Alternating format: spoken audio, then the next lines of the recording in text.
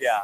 And actually, this one specifically, this was just within the control samples because that was the only one that was actually run in all 4 batches. So we're seeing what the percentage is of each cell population across the 4 batches.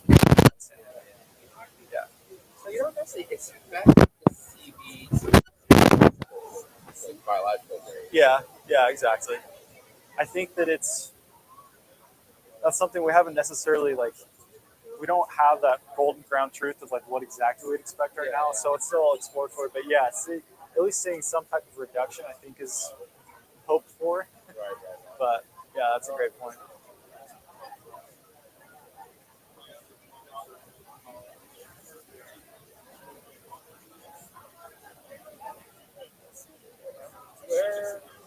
Where are you? We're in Salt Lake City. Okay. Yep. So actually, half Salt Lake City, half San Mateo, but our lab itself is based in Salt Lake City. So, yep. Do you interact much with the ARO? We share a parking lot, so Okay. we see them. We've collected blood samples, or we've gotten blood samples from them, and we've worked closely with them often. Okay. So yeah, it's a great team. I'm assuming you're familiar with ARO. Yeah. Yeah, it's a great team over there. True. Yeah, that's right. Thank you. Yeah, it was great meeting you. Have a good one. How you doing? Any questions? Is there any clinical laboratory using mass cytometry right now? Any clinical? Yeah, That's a good question. right. We specifically work with biopharma companies on clinical trials, but I'm not clinical familiar. trial is Yeah. basic. I'm not sure if there's any actual clinical labs doing mass cytometry. Ramji might know. Not right now. Okay. Yeah. Because I'm working on the clinical trial in the basic research lab. Oh, okay. We are using mass cytometry Uh, to evaluate the trial impact. yeah. Yeah. But right now I'm speaking to clinical Oh, interesting. Did they do spectral, high dimensional flow, or just 10 basic marker? spectral flow. We are going to purchase one. Okay. Maybe next financial year. Yeah. Okay. Yeah. Not We have two Cytoff machines, and then we also have a Cytex spectral flow machine as well. So we do run both. This study specifically is in mass cytometry, but we're looking at both. So have you spent any time running with multiple batches or doing batch normalization? we just do the batch normalization Okay. by software. By software. Which software is that? Yeah, on that time we just frozen the clinical trial sample. Run them all at the same time. Yeah. Yeah. Impact, acquiring and Yeah. That's my conclusion from this. Is that's the best way to do it. right. Yeah. Otherwise, they will. Yeah. That's right. Yeah. Yeah. So it's a challenging problem right now, but it's something that we're really digging into. And another thing we've talked about is really setting a threshold of at what point does it need to be normalized, or at what point is the different batches similar enough that the risk of normalization isn't quite worth it. So yeah, it's a complex problem, but we're digging into it. So.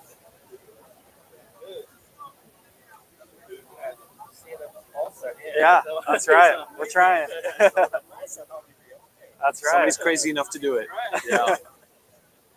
All right, we are Okay. live and direct at ICCS 2024, Seattle, Washington. Gage Black, bioinformatics scientist, is in the building. That's right.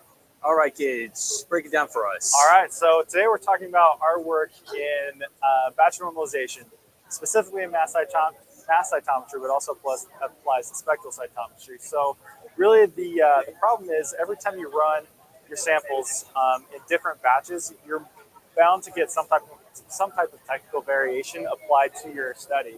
So looking right here, you can kind of see this problem visualized where if you run the same sample 4 different times, ideally this would be the 4 different batches. Ideally, you want the samples to have a perfect overlap. So this is looking at the expression of the different markers within the cells. Cells are clustered together based on these expressions. But unfortunately, in reality, you don't actually get this perfect overlap. You have some type of technical variance that's introduced. So that's what you're seeing over here, where in this population right here, you see more of the red cells over here, which represent batch 3 and 4 compared to these down here. So really, you can see that as you have more and more batches, the more likely you are to introduce technical variants. So that's where the need for batch normalization comes in, and where we are comparing two common batch normalization tools, one called CytoNorm and one called CyCombine. Both are packages that are freely available. And to do this, we're collecting samples from 38 patients at Massachusetts General Hospital, and we analyze these using three different methods. One is the reduction of Earth-Cooper's distance, and this is a calculation of the reduction in the technical variance. And so the closer to one is, the closer to one you get, the more perfect your score is. So closer to one means you've reduced all technical variance. The next is the median absolute deviation, or the MAD score, which is a measure of the biological variance that you were able to retain. So the closer it is to zero, the less biological variance that was smoothed out. And then finally, the last metric we were comparing is the percent coefficient variance, which is a comparison spread within each cell type across the different batches, seeing how much variance there is in the So when we look at these results, comparing these two methods compared to non-normalized, what we see is actually both tools do a really good job at maintaining biological variance. 0.02 to 0.03, again, really close to zero, meaning the biological variance really is being maintained, which is great for your study. And then we're next looking at the EMD, which again is that measure of the technical variance that you're able to reduce in the samples. We see that CytoNorm has a reduction of 0.37, and CyCombine has a reduction of 0.7. Again, closer to 1 means perfect, so CyCombine actually does a superior job at reducing this technical variance in the data. So because of this, we were excited about CyCombine, but then we took one step further looking at the percent CV. So again, looking at each cell population and seeing how much variance there is across the 4 batches. This is specifically done in our control samples that were run in all 4 batches. And we actually found that CyCombine does not have a significant reduction in the percent CV. And when looking at the cell populations as a whole, we actually don't see any significant reduction.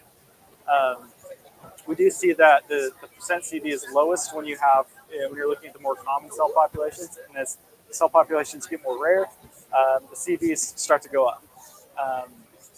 But we took this one step further, and we decided to look at functional markers and seeing how the expression of these functional markers differ across the different batches. And we actually see that CytoNorm does have a statistically significant reduction in the percent CV on average when looking at these functional markers. So because of this, it's exciting that CytoNorm has this reduction, but CyCombine seem to be having greater technical variance reduction. So because of this, we conclude that really it's a complex issue where you need to really understand your data. You need to look further, and you can't just rely on one metric to determine which tool is best for you. So while batch normalization is important when you have multiple batches on your study, it's important to look at these different metrics and really determine what's going to be best. And that's something we're going to continue to dive into and figure out which tool is best for each data set. So Gage, would you say this is generalizable, or is this data set specific? How would you that's a great question. So the need for batch normalization, I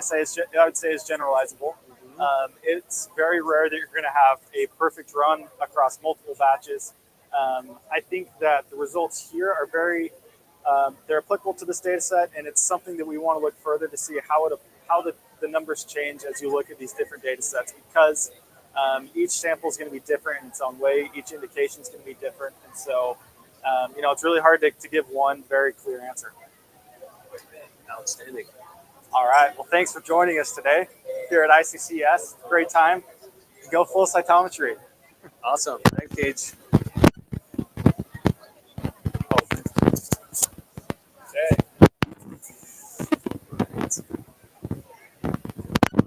All right. We are going to head over to the other poster we have.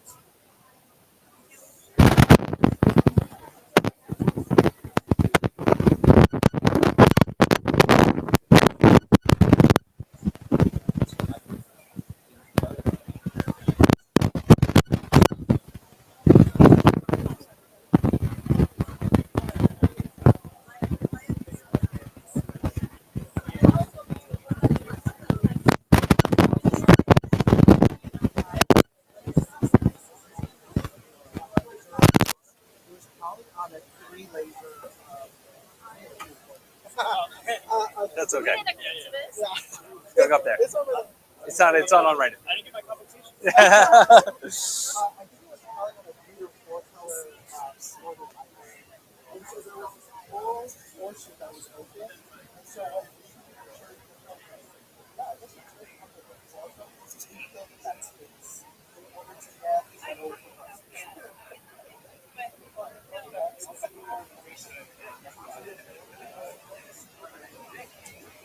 Great seeing you guys. Great meeting you.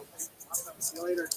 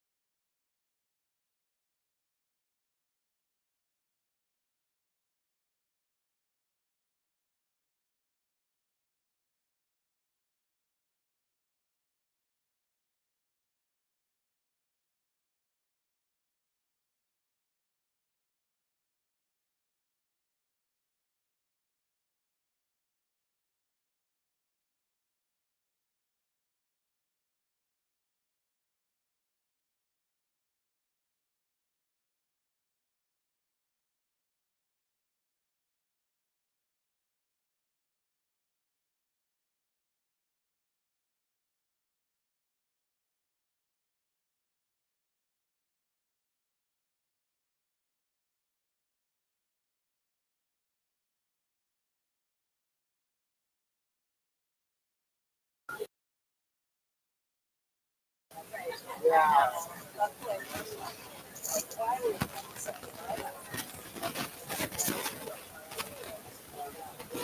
Okay. How, you know that, so you've done cider checks, it's just your readouts are different. Yeah. The best we've seen is like a statistical like DMSO pool, but Yeah, and the I line. always want to see the best data. So Yeah.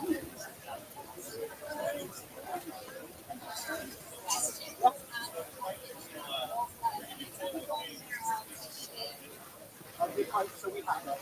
For this assay, we've only tested blood and PBMC. But the PBMCs aren't things like this. Because we just crowd preserved, then we thawed them, we stayed, and then for this example, this one we tested up to 30 days. Yeah. So, do you mean like after fixing? Yeah. So we tested 30 days for this one. So that's for Cytom. So we processed it like in a similar workflow. We tested up to 24 months and it's stable. So when you look at a sample like 1 week versus 24 months, you see the correlation with your mental resistance are like 29.9. They're pretty high.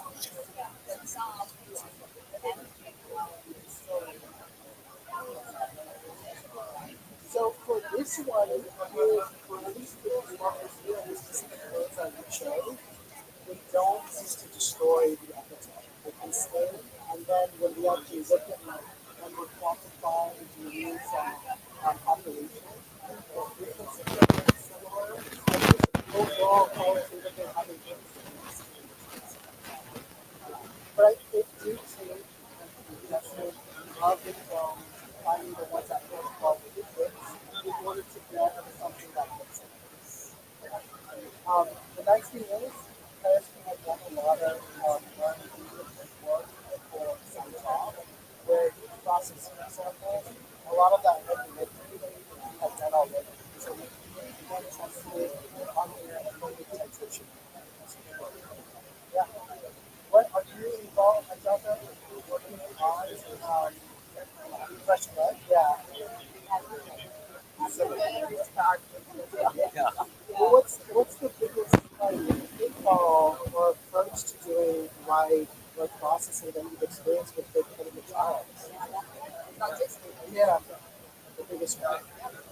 especially when the client wants like a 12-hour time, like set up your then we got it. We have an analyst in there at 8 p.m. or Yeah, they're challenging logistics and you have to break in order for it to potentially be successful. And so again, like we've been talking to a lot of people who are involved in clinical trials, immunotherapy, using cytometry for those assays, doing by eye. It's like it works, but we are getting a lot of a large percentage of the samples falling out of spec outside of that 72-hour collection window.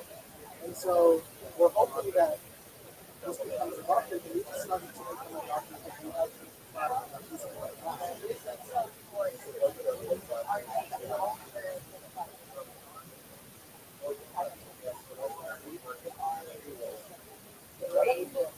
yeah, so they're just a big, yeah. So we didn't create the reagents themselves. They're using the stable analysis store reagents from SmartTube that's distributed by Thermo Fisher. It's developed in very Noah's and so, but we package it in this kit so that sites will just use this and everything's already out and ready. So it also includes a tube compatible with heparin, LTA, or citrate. This box for all those, but itself just needs two. You take 2 ml conditions of plastic pipette, you put it in the first one, you invert it 10 times, leave it on the table for room temperature for 10 minutes for incubate. And then you take the buffer here, or the contents here, with the other pipette, put it into the second one that has the stable store buffer, invert it 10 times, and then you can put it directly into dry ice and send to us or a central lab for inventory, or you can or processing another, or the sites themselves put it in the minus.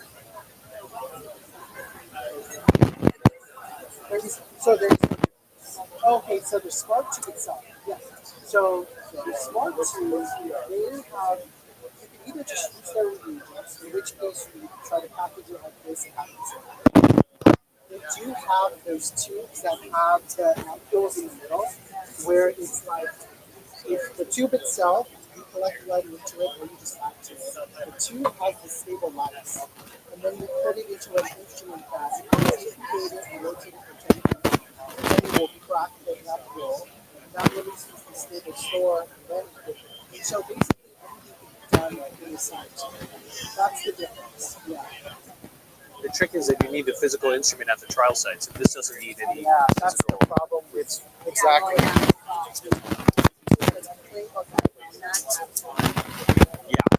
Yeah, without so it will. I've used that little thing that they sell, and it requires having that at every site. So if a site can have that, it's great.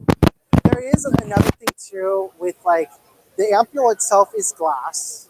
It does crack, and I know for a fact that when you pipe it up and down, you can get shards into the instrument. It doesn't seem to impact it, but that is just another caveat with using a glass ampule that they've warned us about too.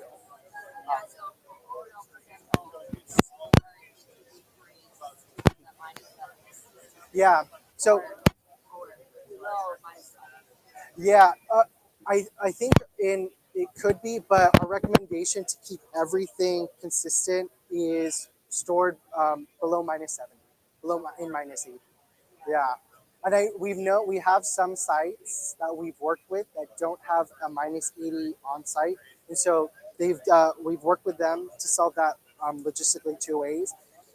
Either in both cases, they get the sample, they put it in dry ice, and they either send it directly to us, so we'll coordinate receiving of that, and then we put it into our -80 C or -70 and keep that inventoried for the partners that we're working with. Or they have a central lab, they send it to the central lab will store it. Yeah. And then we'll coordinate with the drug sponsor or a partner, and then the central lab when the time is right to send it over for us to do the processing. Yeah.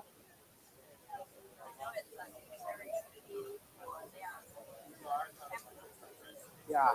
Exactly. Yeah. Yeah.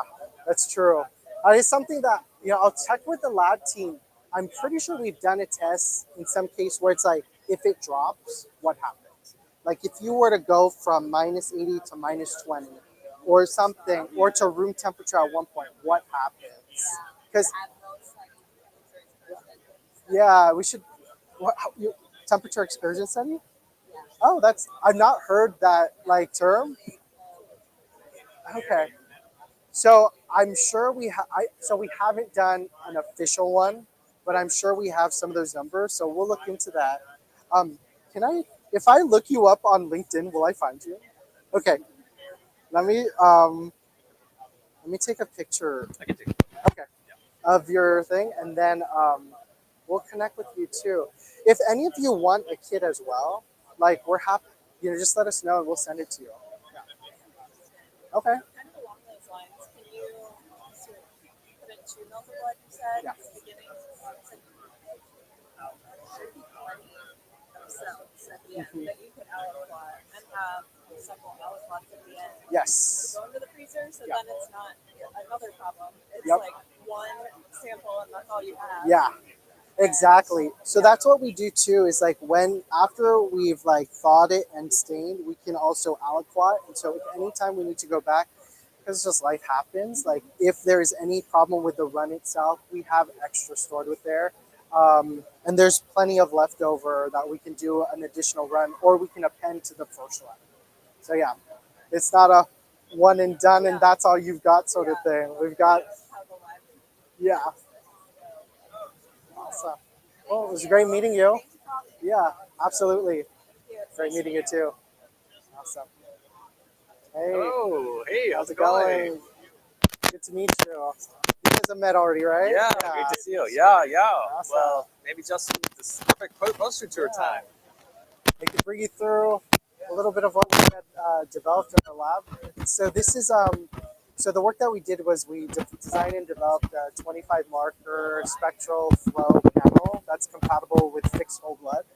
The whole reason being that there are a lot of clinical trials going on for immunotherapies that are processing samples live, but there is a pretty challenging logistical challenge with that in getting samples processed within 24 to 72 hours after collection.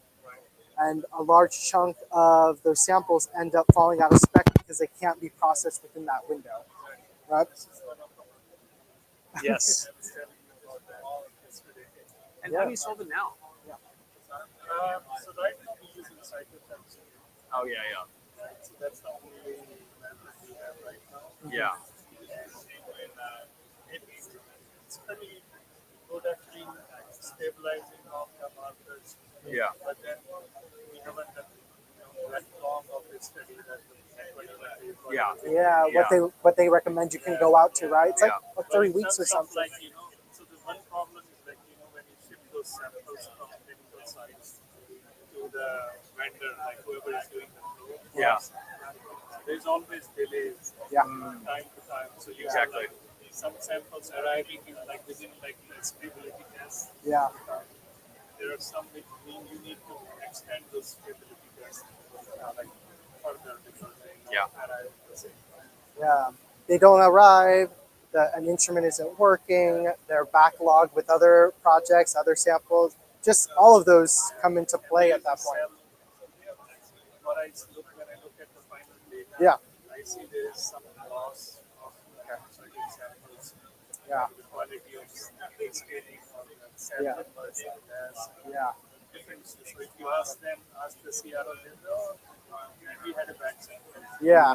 This is their response. So, and you can never trace back like where it's coming from. Do you get charged for those? There's samples that still fall out of spec. Whole overall study. Yeah. And I mean, that's one of the things too that we wanted to make sure that we are at least starting off and addressing as well is like, well, even if you can fix the sample, how is it going to compare to your status quo of live, right? Like, because it's been in this field suggesting like, if you fix and then you stain, it's not going to look like you're live. And that's been like a sort of like a roadblock to adopting something like this in the field. So qualitatively and quantitatively, we show that when you have the same sample and you process it live versus a sample you fix and then you process it with the same 25 marker panel that we developed, when you look at the dot plots, they look near identical to one another. So that's a good check. This is representative, but this is what it looks like for the three healthy donors that we tested. And then quantitatively, when we quantified the frequencies of all these immune cell populations and all of the immune cell populations that are expressing these functional markers, and then we look at live versus fixed on the three healthy donors, they have a strong correlation across both of them, and we're reaching 0.91 and 0.97 respectively, 0.91 and 0.97 in terms of the Pearson. Yeah. For this one, it's 30 days. So you fix them. Oh, sorry.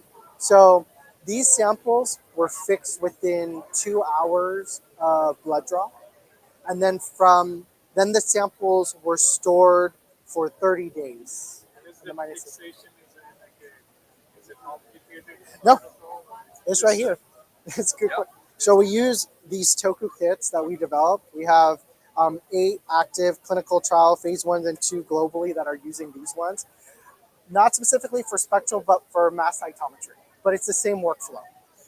It's a 2-step kit. It's specifically using the stable lyse and stable store reagents from SmartTube. And so basically it has those already pre-aliquoted within these 2 tubes. It comes with a vacutainer. It is compatible with heparin, EDTA, and citrate. So it works for any of those. So whatever ones you're working with, it's compatible.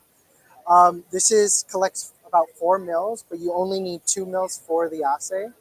Take 2 mils using one of the plastic pipettes. You take 2 mils from here, you put it into buffer 1. It has 2.8 mils of buffer 1 in here. Invert it 10 times, incubate it for 10 minutes at room temperature. And then you take the 4.8 mils within here with the second one, pipette that out, put it into this one that I believe has about 6 mils of the remaining of the buffer 2 in there. Invert it 10 times, and then it's ready to either be put into dry ice to ship out either to us or to a central lab, which can be just stored there. Or if the clinical sites themselves have a -80, and they can store it there, and then either store it there, send it to the central lab, or send it directly to us. And then no centrifuge, no like special training, really. Like you don't need a specialized RA to do like PBMC like isolation. It's really, really straightforward. Like a phlebotomist can do this too. You have a lot of Europe sites, right? Yeah. Yeah. We need, so if this can be bought like Yeah. Yeah. So we've got a on, Eco.bio/toku kit. You can order them. where is it? Oh, it's not on here. Yeah. Kits. Wait, it's Takeo.bio/toku kit. Yeah. Yeah. But they're attached to a panel. Yeah. They're not like standalone kits, if that makes sense. They're like they come with our panel service. I mean, people can try them on their own to experiment. But yeah. Yeah. so they are not like you cannot buy them without Yeah. You can theoretically. So that's like if we want to just the normal procedure is so we might want to try let's say in our lab. Yeah. It's, run on You could theoretically try. It's just we've tuned everything in a certain way for spectral and mass, so we know it works. You know what I mean? And so that would just be at one's own risk. Does that make sense? So, But if you want to do it for like a small pilot to begin with, yeah, and it's all internal, and it's not like we wouldn't recommend then just automatically going to like running it on the big. But if you want to test it first in your hands, just see like, okay, we're confident with it. Yeah, we've sent that over. Yeah. And if it's like you need 6 kits, we can just send them to you. Yeah. I'll be there Thursday. I can come give you some. Yeah. Okay. Yeah. No, that will be great. Actually. Yeah. We can try that first on our panels. Yeah. So, And like we've also like for getting sites onboarded, we've got written instructions, protocols. We have video recordings of it. sorry, how many panels have you tried these kits on? So we've done it for Three and 2. a half Yeah. is spectral, 25 marker spectral, and then mass cytometry whole blood, and then mass cytometry. Just whole blood. What about yeah, you're right. Just Yeah, whole blood, yeah, exactly. Two. Yeah. So yeah. Anything that's touching whole blood Yeah, now, yeah, exactly. we have it using the using the kits. Yeah. So basically, like you don't, let's say when you fight you do so many neutrophils. And Yeah. all that. Eosinophils. PMNs, Yeah. Not with All this. included. Yeah, so that is the advantage of you get the non-granulocytes and the granulocyte populations represented because you're profiling whole blood opposed to PBMCs, which remove those. Yeah, that's another one. And is it compatible with the viability guys? That's a good. So no. So there are ways that you can do that, but right now because we assume that the sample is viable because it is fixed within 2 hours opposed to 24, 48, 72, which is closer. That's an assumption that we have. If that is something that, let's say you guys wanted, I think you could add a viability dye before fixing, but none of our sites have been doing it that way. Yeah. You could, we'd have to look into like, when the blood is drawn, can you add a viability stain and then fix? I don't know, but that's something we can look into. Yeah.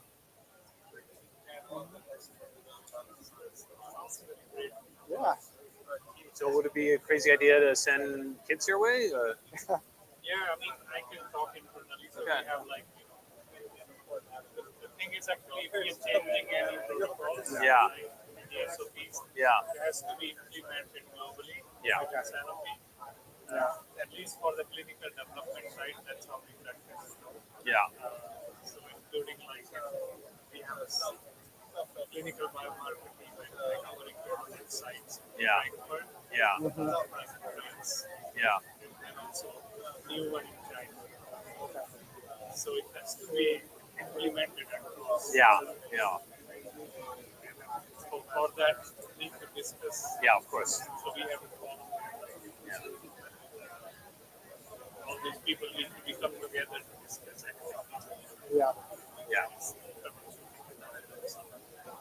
I would love to have your post on it. We'll send it to you. More information Yeah. Yeah. that I can discuss with you. Yeah. Yeah. Like I'm going to be in Boston on Thursday, so if you're available, then I can present to you. Okay. Okay. Have you gone through the deck yet? No. No. Yeah. We can do that. We have a. So this again is really focused on the spectral, but it is compatible. That's where the customers are looking right now. This bit is with the CyTOF ones. So We don't do site okay. Okay. This is more aligned with what you're doing, like this 25 marker. Okay. Yeah, we'll focus on this one.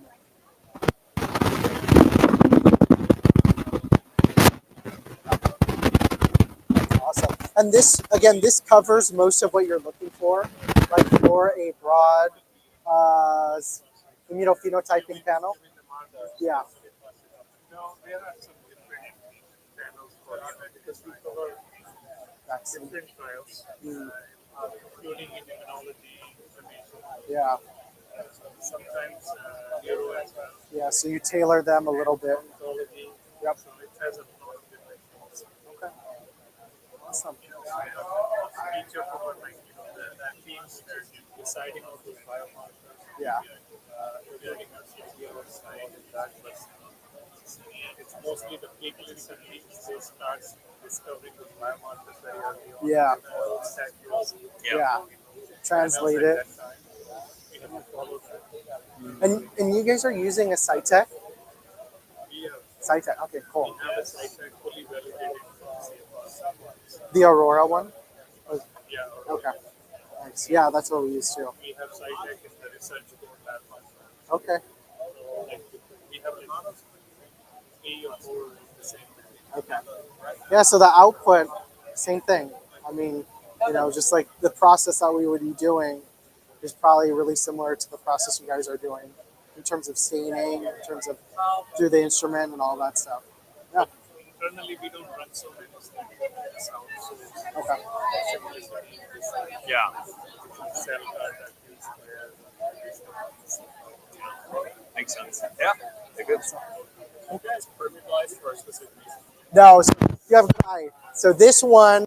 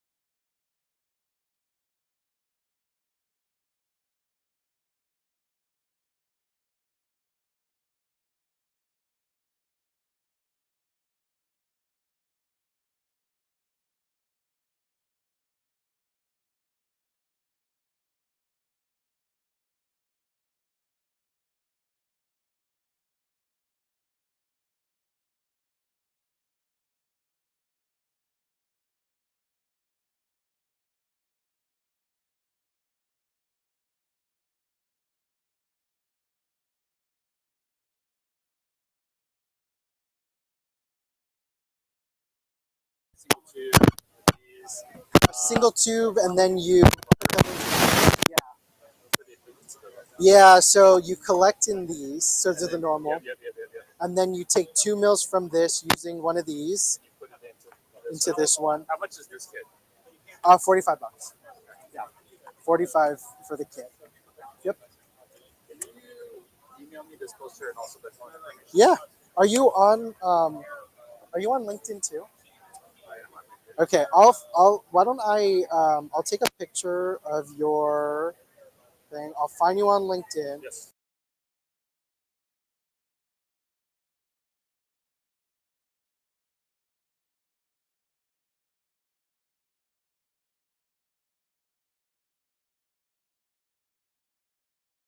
Blood draws. Yeah. It's a tremendous market because as a reference lab, we deal with stability issues all the time. Yeah. The cost at that price point is probably it needs to go down like significantly before that'll work. Yeah. But for like clinical trials or for other things where or like multinational stuff where Yeah. they're like, yeah, we'll top it up because this is for a trial. Yeah. $45 per They want to win. extra Yeah. is not like well, it's nothing to them, right? Yeah. So Especially I compared to like PBMC processing, right? yeah. I work with I'm a medical director for our PharmaDX clinical trials group as well as AD. Yeah. So that's why I like hitting. That's quite. Yeah. Yeah. Send me this poster if you don't mind the phone. Yeah. Yeah. We'll.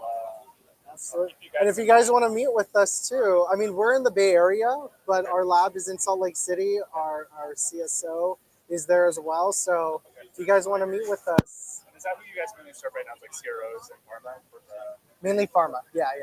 Yeah. Exactly. Yep. are you working with Rob and Regeneron and stuff? Which groups? Regeneron, Robert and Regeneron. Well, Oh, we we're should chatting be to him. We'll chat to him. Yeah, we definitely he's should awesome. be chatting Yeah. with them more. Yeah. Yeah, I talked to him. Yeah. I talked to him at Saito. Yeah. Okay, Yeah. He knows. Testing for Regeneron for clinical trials and stuff like that. Yes, definitely. Send me this poster. I don't know if you saw, we have another poster too. It's on batch normalization, so it's on the analysis of samples using this process.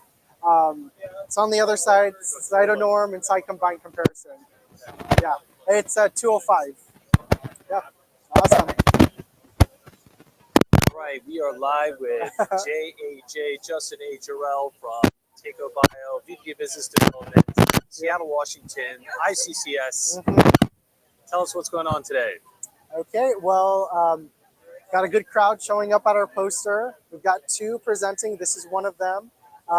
This is on the work that our team has done recently in designing and developing a new 25 marker spectral flow panel that is able to stain and quantify immune cells in fixed whole blood samples. The reason why we developed this was mainly because we listened to our customers. Our customers are involved in clinical trials for immunotherapies, and a lot of them are processing whole blood samples live with cytometry. And there's a lot of pain points with that, but one of the major pain points is making sure that that sample is processed within 24 to 72 hours from blood draw. And what our customers have been telling us is that that's really hard. A large proportion of those samples fall out of spec. And then there's also a big challenge with that is all of these samples are spending time outside of the body. And so that introduces new variables into your analysis. And it's hard to decipher what actually is actually changing in those samples that are attributed to the treatment itself.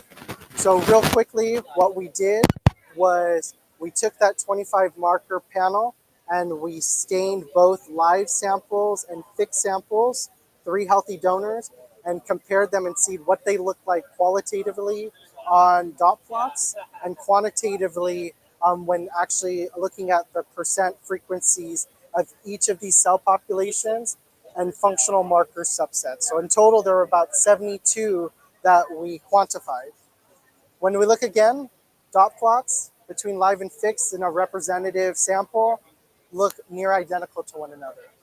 When we actually look at the actual frequencies and we did a correlation analysis between the live and the fixed samples, they look very similar. They're on like near the y-axis here, And in terms of actual R values or Pearson R values, we get 0.91 here and 0.97 here, suggesting a strong concordance between the frequencies evaluated and quantified between the live and fixed samples.